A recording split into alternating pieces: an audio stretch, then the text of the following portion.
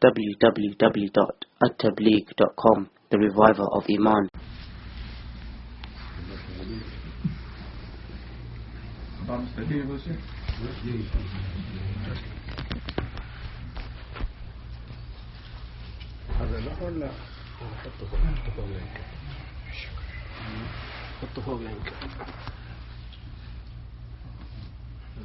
بسم الله الرحمن الرحيم. الحمد لله رب العالمين، والصلاة والسلام على سيد المرسلين وعلى آله وصحبه أجمعين. الحمد لله ثم الحمد لله. الله سبحانه وتعالى أكرمنا بنعمة الإيمان والدين. الدين هو أكبر نعمة، وخصوصا علينا على هذه الأمة نعمة كبيرة، حيث الله سبحانه وتعالى أكمل. اليوم أكملت لكم دينكم. إكمال الدين أكبر نعمة لهداية العالم، هداية القلوب، لصلاح البيئة. أكبر نعمة. من مقتضيات الدين والإيمان أن صاحب الإيمان لا بد أن يعلم أن جميع ما عنده من المال والمتاع والفهم والفكر، هذا كل شيء عنده أمانة. هذا مقتضى الإيمان. مؤمن معتمد، ماله أمانة، حياته أمانة، أولاده أمانة، كل شيء عنده أمانة. الله. ويتصرف فيها حسب ما يرشد الدين. الله. كيف يتصرف؟ حسب ما يرشد دينه، حسب ما يرشد إيمانه. اليهود كانوا يدعون الإيمان ثم يكفرون. هذا بئس ما يأمركم إيمانكم إن كنتم مؤمنين.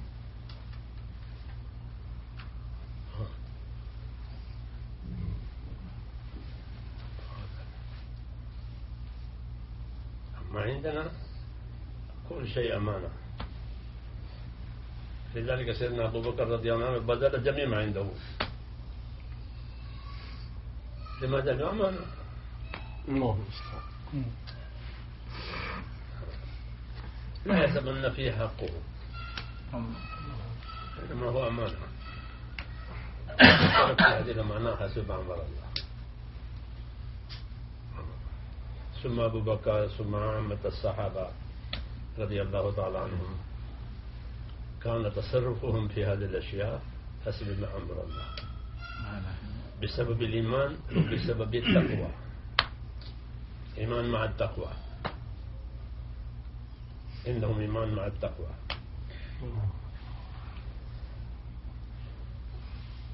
كلمة التوحيد لها أسلاك مثل أسلاك الكهرباء.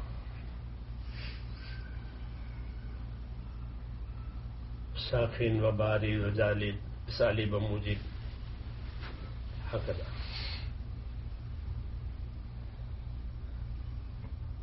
قسمين: قسم يوجه ويقدم إلى طاعة الله،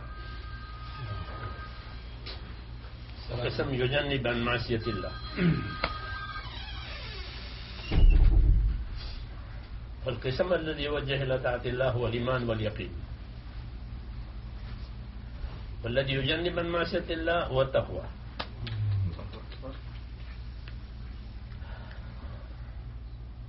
ولو أن أهل القرى آمنوا واتقوا لفتحنا عليهم بركات من السماء والأرض. الله أكبر. وكلمة التوحيد بإيمان اليقين والثقة بالله والتقوى. التقوى يجنب أما لا يناسب، فتكون حياة نقية طيبة.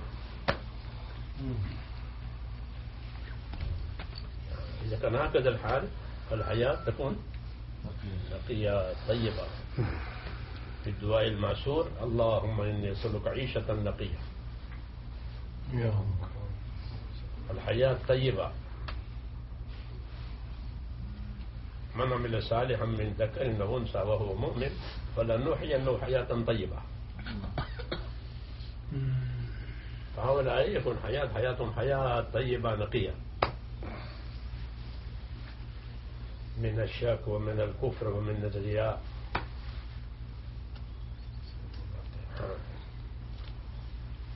ومن حب الدنيا ومن سوء ذنب بين الناس.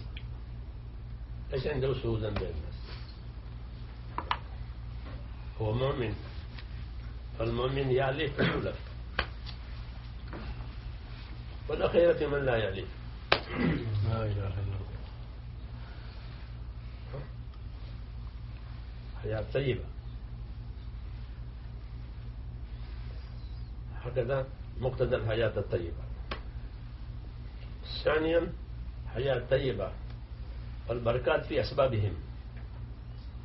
هؤلاء الذين إيمان أعمال إخلاص حياتهم طيبة، فلذلك الله سبحانه وتعالى يعطي البركات في أسبابهم، في حياتهم، في أولادهم، بركات في الدنيا والأجر في الآخرة. المؤمن له نصيب في الدنيا من جهة البركات، والأجر في الآخرة. من عمل صالحا من ذكر أو أنثى وهو مؤمن فلنحيينه حياة طيبة ولنجزينهم أجرهم بأحسن ما كانوا يعملون. الله. الله يحسن أجرهم، الله. ويعطي الأجر أحسن، لأن الله كريم ويكرمهم بتحسين وجودهم.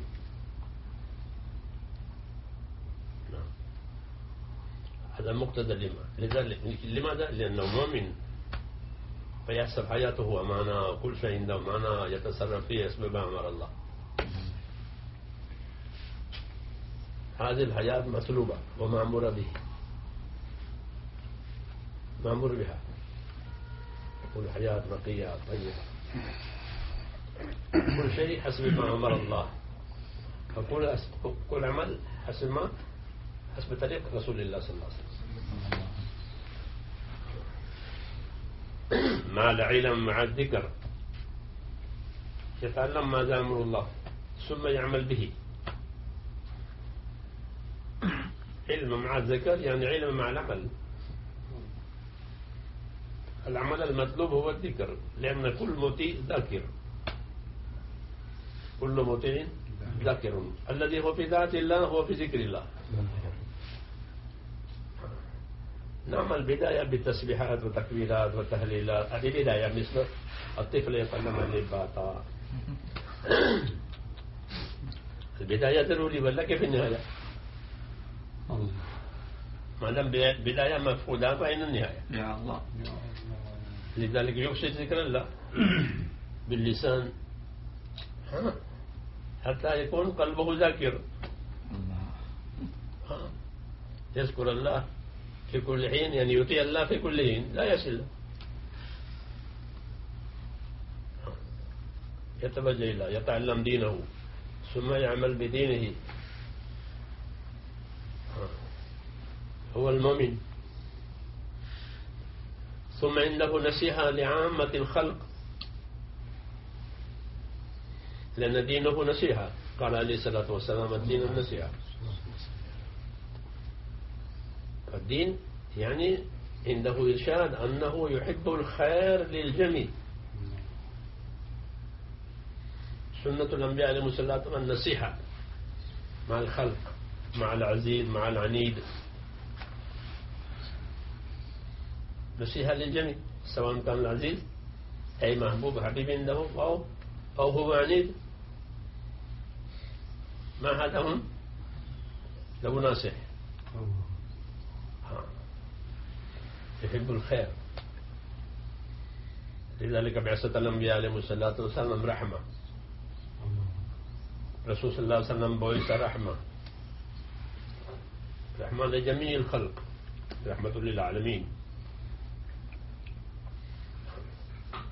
كل خلق له نصيب من هذه الرحمة، الإنسان والجن حتى البهائم. قال عليه السلام اتقوا الله في هذه البهائم.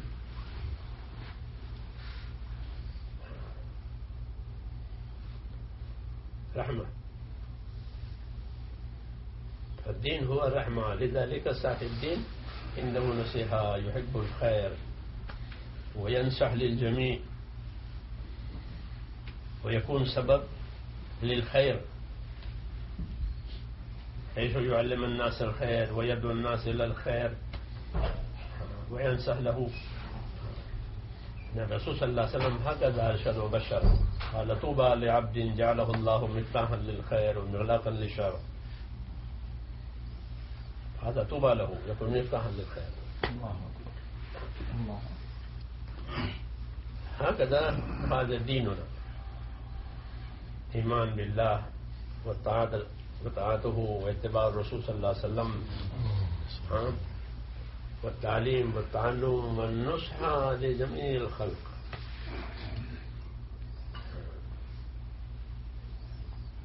يدعو إلى الله، وكذلك يدعو الله عز وجل لهداية الخلق. كان عليه السلام يدعو الناس وكذلك يدعو لهم،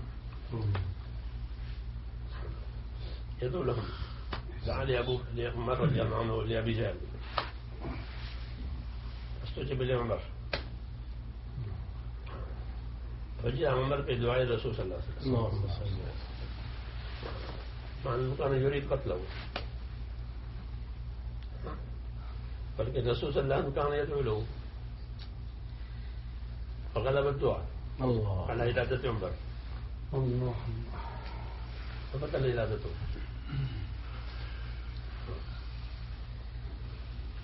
هكذا سنة الأنبياء عليهم السلام، نحب الخير للجميع وندعو الناس إلى الخير وندعو لهم كذلك للخير. هكذا سيرة الرسول صلى الله عليه وسلم. ليس عندنا أي غرض إلا الآخرة. وكان الصحابة هكذا كانت حياتهم، ما عندهم أي غرض ولا أي هدف ولا أي شيء مطلوب إلا الآخرة. لما خرجوا إلى البلاد وإلى الناس فقالوا لهم إنما هممنا الآخرة وليست هممنا الدنيا. ما أتينا عندكم لشيء من الشيء الدنيا ونستفيد مما عندكم. سيدنا أبو عمر رضي الله عنه لما انتقل بعد شهادة عثمان ونقل مركز الخلافة من المدينة إلى الكوفة، فأخذ السبيق من المدينة. السبيق يا أهل الكوفة ما أريد منكم، من أخذت السبيق من المدينة.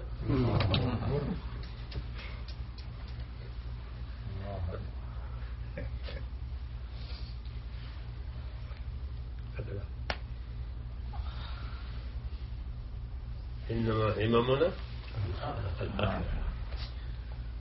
لماذا؟ لأن الآخرة مطلوبة ومدعو إليها، وابتغي فيما آتاك الله الدار الآخرة. الله سبحانه قال لقارون، ثم أنزل هذه الآية في القرآن، فصارت هذه الدعوة لجميع الناس الذين عندهم دنيا ومتاع الدنيا، الذين عندهم رأس المال. فكل هؤلاء الذين عندهم رأس المال هذه الدعوة لهم،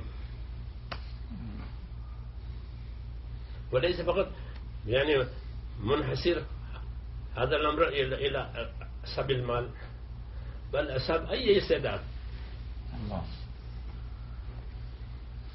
فهو يبتغي به الآخرة. أي استعداد، سواء كان مال أو العلم أو أي قوة عنده، فبهذه القوة ماذا يبتغي؟ يبتغي الآخرة. وابتغي فيما آتاك الله الدار الآخرة، ثم أكد بذلك ولا تنسى نصيبك من الدنيا. تأكيد لا تنسى، خذ نصيبك. قال عليه السلام يقول الإنسان مالي مالي،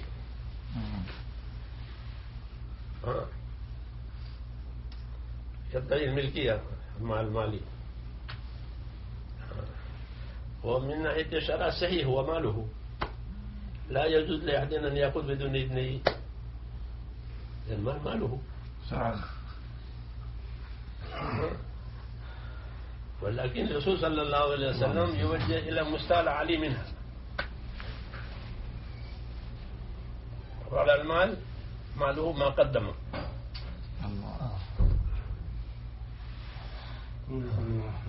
وما ترك هذا لورثته.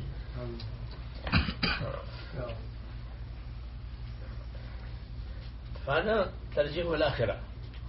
والأمر مالي ما قال أنه غلط، لأنه شيء المال ماله شرعا، هو المتصرف هو المالي، لذلك برسوا منه.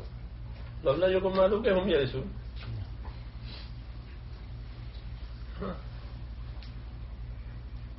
ولكن الرسول صلى الله عليه وسلم رفع مستواه، حيث كما يتفكر لهذا العالم لا ينسى نصيبه من الآخرة. لأن الله سبحانه وتعالى يلوم بل تؤثرون الحياة الدنيا والآخرة خير وأبقى. خير من الدنيا وأبقى. الدنيا ليس لها بقاء، وهذه يبقى، لأنه الآخرة هي على ترتيب الخلود ليس على ترتيب الزوال، على ترتيب الخلود. الذين يدخلون الجنة خالدين، والذين أعوذ بالله يدخلون النار خالدين، خلود كله على ترتيب الخلود. لذلك لا يلوم هذا بل تؤثرون الحياة الدنيا والآخرة خير وأبقى. وهذه النصائح كما في القرآن كذلك كانت في صحف إبراهيم وموسى، كذلك نفس المواعيد هذه كان في صحف موسى وإبراهيم. الحمد لله سبحانه وتعالى من علينا بهذا الدين، نعمة كبيرة. فما هو شكر هذه النعمة؟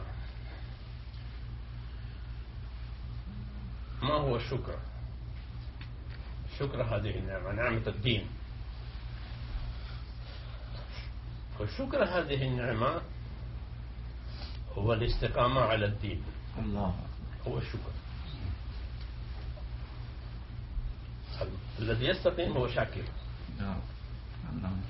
والاستقامة لها مراحل، كمان المال له مراحل. الذي عنده 10 دينار وكذلك صاحب مال، والذي عنده دينار وكذلك مال، والذي عنده آلاف وكذلك صاحب مال. هكذا الاستقامة. فالرسول صلى الله عليه وسلم عنده استقامة، وأبو بكر عنده استقامة، والصحابة عنده استقامة، هكذا. كل واحد على قدر طاقته يستقيم، لأن الأحوال مختلفة. 5 أصابع ليس متشابهة، أحوال الناس تختلف، ولكن كل واحد بقدر ما يستطيع يستقيم على أمر الدين. هو شاكر. الله. لما توفي النبي صلى الله عليه وسلم الصحابة كانوا في الحياة بسبب الحزن، وجاء أبو بكر رضي الله عنه في المسجد وقرأ الآية وما محمد إلا رسول. نزلت هذه الآية قبل 7 سنوات عند معركة أحد في السنة السادسة، وتوفي النبي صلى الله عليه وسلم في 11. فقرأ هذه الآية وما محمد إلا رسول قد خلت من قبله الرسل أفإن مات أو قتل انقلبتم على أعقابكم ومن ينقلب على عقبيه فلن يضر الله شيئا وسيجزي الله الشاكرين. الشاكر الذي يستقيم في هذه الأحوال وفي جميع الأحوال الله سبحانه وتعالى يجزيه. هذا مطلوب هذا، لأن العالم لا يخلو عن الأحوال. العالم هذا لا يخلو عن الأحوال. في هذا العالم الليل والنهار والنور والظلمة والمرض والصحة أحوال. كان إنسان طفل ثم صار شاب ثم صار شيبة وفي أنفسكم أفلا تبصرون. والأحوال على أنفسنا. العالم لا يخلو عن الأحوال مهما إنسان يحاول. أحوال بيد الله، أموال بيد الناس، أسباب بيد الناس، ولكن الأحوال هذا بيد الله دائما. لذلك التوجه إلى الله ضروري، الثقة بالله ضروري، استعانة بالله ضروري، عبادة الله ضروري. الأحوال بيده.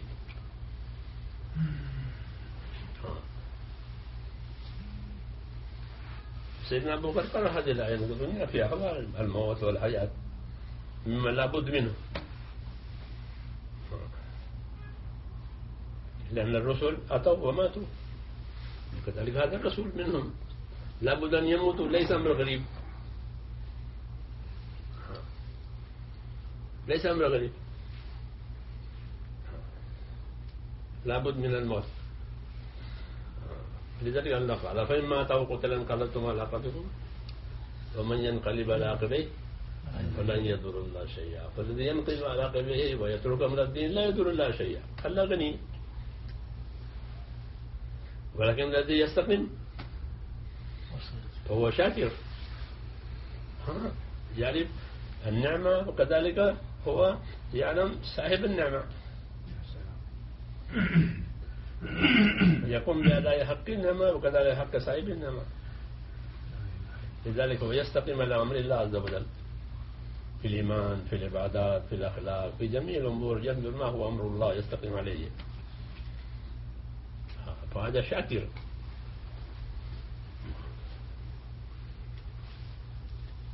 الشكر هذه النعمة، نعمة الدين، ما هو الاستقامة، نستقيم على أمر الدين.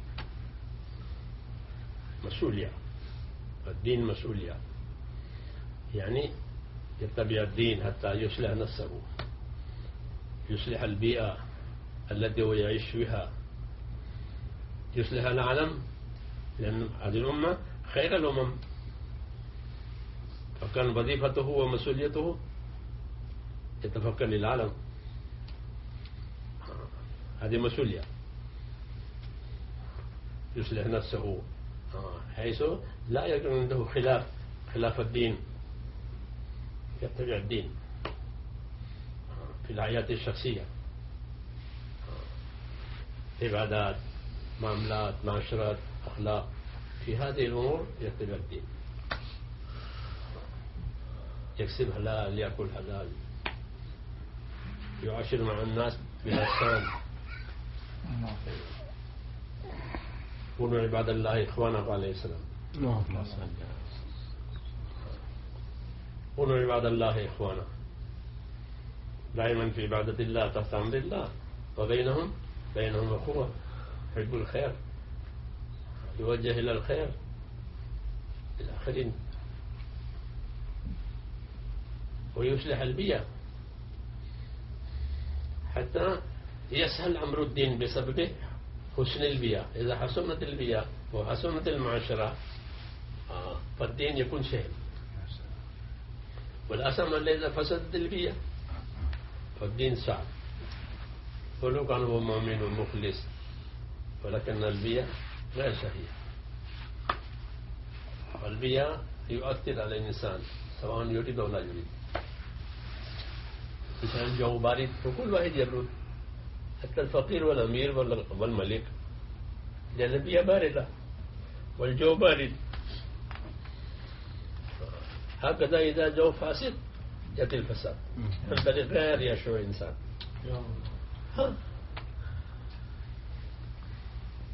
فجاء دعوة الدين وجهد الدين لهذا المقصد، أن كل واحد منا يستقيم على دينه ويجتهد لدينه، بسبب جهدهم يصير بها صالحة. لما يحمل هذا الفكر إلى الناس ويوجههم إلى الله عز وجل، هو يشركهم في طاعة الله في عبادة الله، ويعطي لهم فكر الآخرة، ويستقيم على هذا فتصير شيئا فشيئا بيئة صالحة سليمة. ثم يحمل هذا الفكر إلى العالم، لأن الرسول صلى الله عليه وسلم مبعوث إلى العالم، وكل ما من هكذا يحسب أنه مسؤول للعالم، ويعطي لهذه المسؤولية نصيب بماله بنفسه بجهده، يتفكر للعالم حتى هذا الخير ينتشر إلى العالم. هذا مقتضى كنتم خير أمة، أنه يحمل الخير إلى الناس يوجه إلى الناس. لأن بعثة الرسول صلى الله عليه وسلم مثل ماء المطر، ماء المطر والغيث ليس فيه تخطيط هكذا، بل أهل الشرق إلى الغرب وأهل الغرب إلى الشرق والعرب إلى العجم والعجم إلى العرب، هكذا ما في تخطيط. مطر. أولم يروا أننا نسوق الماء إلى الأرض الجرز، فالأرض الجرز له نصيب من المطر، هذا فضل من الله. هكذا بيئة فيها جهل، فالله سبحانه وتعالى يبعث فيه النبي مثل ماء المطر. كان بيئة جاهلية بعث فيها النبي صلى الله عليه وسلم كالماء المطر. فلما نزل المطر فكل أرض تظهر ما عندها من الخير. إذا كان أرض صالح للزعفران فينبت الزعفران، وإذا كان صالحا للزنجبيل فينبت الزنجبيل، وإذا كان صالح للحبوب فيأتي الشعير وغير ذلك، وإذا كان صالح للفواكه فهم بساتين،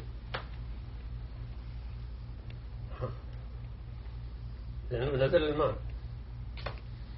وإذا كان ما على الجبال فتجد نهار، ما على الجبل لا ينبت شيء. مرة سألت لإخواننا العرب قلت هذا المطر على البحر إيش فايدة؟ قالوا ما في فايدة.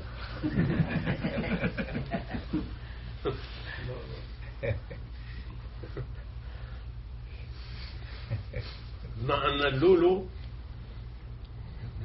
يتولد في البحر بماء المطر، أغلى شيء. فاللولو في البحار والأنهار من الجبال بسبب المطر. الرسول صلى الله عليه وسلم شبه بعثته بماء المطر. رحمة عامة حسب ما عندهم من الاستعداد. الأرض صالحة للشعير فيأتي الشعير والقمح، والبحر فيها لولو.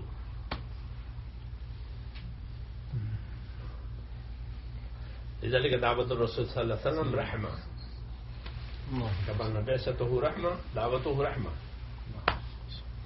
نحمل هذا الخير إلى الناس. طوبى لعبد جعله الله مفتاحا للخير ومغلاقا للشر، هذا طوبى له. وكل واحد في هذا الأمر يشجع نفسه ويرغب الآخرين حتى يستقيم ويكون سبب للخير ويخرج في سبيل الله لحصول هذا الخير، ثم يستقيم عليه. مرة سألت قلت الإمام القديم، هذا قديم هذا قديم، إيش من القديم؟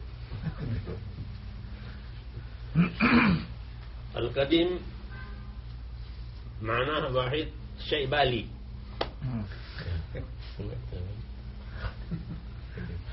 شيء بالي، شوب بالي، قديم متحالف. هذا ليس المطلوب في هذا الأمر. قديم يعني بالي. القديم معناه الذي يتقدم، هو القديم. زي العودة إذا قدمت تصير جميلة. يتقدم إلى الخير لا يفوت عنه الخير. هو القديم. المقدمة كان أبو بكر قديم، يعني أول واحد هو أسلم. ثم هو دائما يتقدم، لا يستطيع أحد يدركه في فضائله. حاول عمر ولكن ما استطاع. وتعرف أن الإنسان عبقري، لكن ما يستطاع لأنه متقدم يتقدم. فأنا أقول دائما لإخواننا رب إنما ندرس في الألقى كل القديم لها معنى معروف بالي. فالذي عرف العمل وترك على بالي لا يفيد ولا يستفيد. الله يرحمه الرحمة. لا هو يتقدم ولا أحد يقدم. يا الله. شيء بالي فلا يكون أحد شيء بالي بل جديد. قال عليه السلام عليكم بما تطيقون. الله عجيب. فكلمة على للزوم، على فعليكم أنا لازم عليكم بما تطيقون.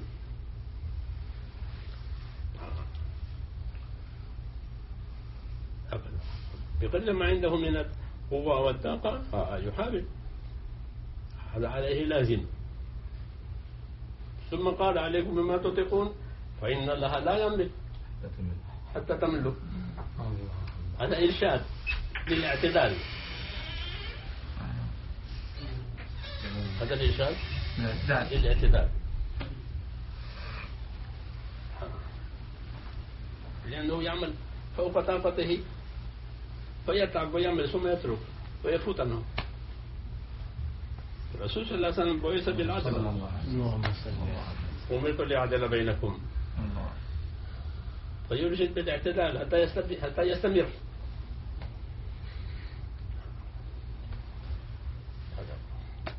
لذلك قال بقدر طاقتنا نحن نقدم ما عندنا لدين الله عز وجل وللأمة كذلك، إحسان إلى خلق الله. مال المسلم فيه إحسان إلى خلق الله، والإحسان من جهة المادة ومن جهة الدين. إذا كان واحد جائع يطعمه، وإذا كان واحد عاري يلبسه، هذا كذلك إحسان. وإذا كان واحد عاري عن الدين فيرشده. إنسان عاري يعني ما عنده دين هو فات عنه الدين، وكما يعطي الطعام والشراب يعطي له الدين، يدعو إلى الدين، لأن دين الإنسان هو لباسه. دين الإنسان هو لباسه، لباس التقوى ذلك خير. فالذي ما عنده دين هو عالي. فكما إذا رأى إنسان عالي ويبرد فيأتي رحم في قلوبنا ويعطي له شيء دافع، فهكذا يعطي له الدين حتى هو يلبس لباس الدين. هذا كذلك نصيحة، هذا كذلك الإحسان. فنعمل هذه الأشياء ونستقيم عليه ونفرغ الأوقات لهذا العمل بالترتيب. أحسن شيء بالترتيب. القديم عنده ترتيب والجديد له ترغيب.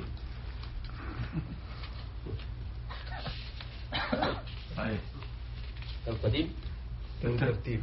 القديم ليس له تشكيل، لا هو قائم على العمل، يرتب حياته ويرتب الترتيب مثل ما يرتب ترتيب للصلوات الخمسة.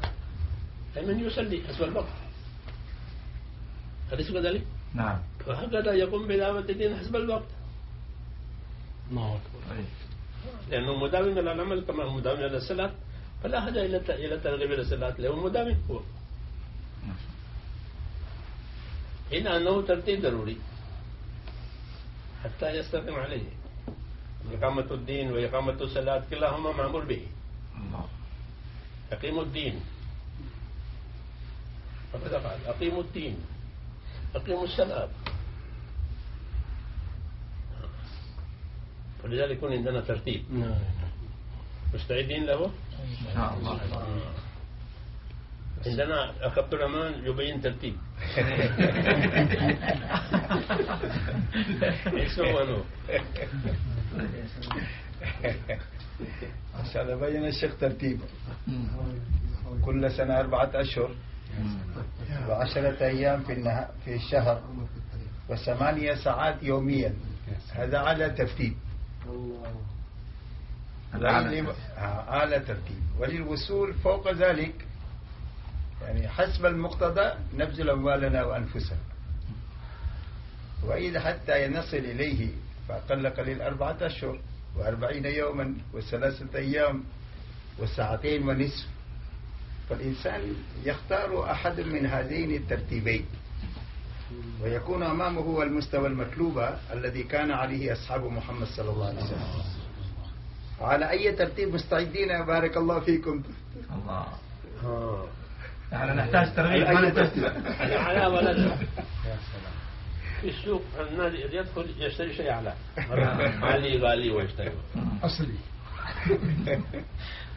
يدفع الثمن للشيء للغالي لأنه يشتري لنفسه. هنا كذلك إن أحسنتم لمن؟ أنا مستعد لشهادة الغالي. مستعد للغالي. مستعد للغالي. لا يبارك فيه. نبغى جماعة 4 شهور. هي شمال. مستعد. وشكلنا جماعة 4 شهور. 4 شهور وتذهبون إلى بلاد الفقراء. الله. من مستعد يا أحباب 4 شهور؟ أنا مستعد إن شاء الله. يلا سجل يا شمال. في شهر رجب إن شاء الله. إن شاء الله. أو شاء حتى حطوا النية. التاريخ والنية. التاريخ والنية 4 شهور متى؟ إن شاء الله. محمد بن طالب إن شاء الله. شعبان. شعبان إن شاء الله 4 شهور. الجودي أنا مع الشيخ ماجد، صحبة الشيخ ماجد.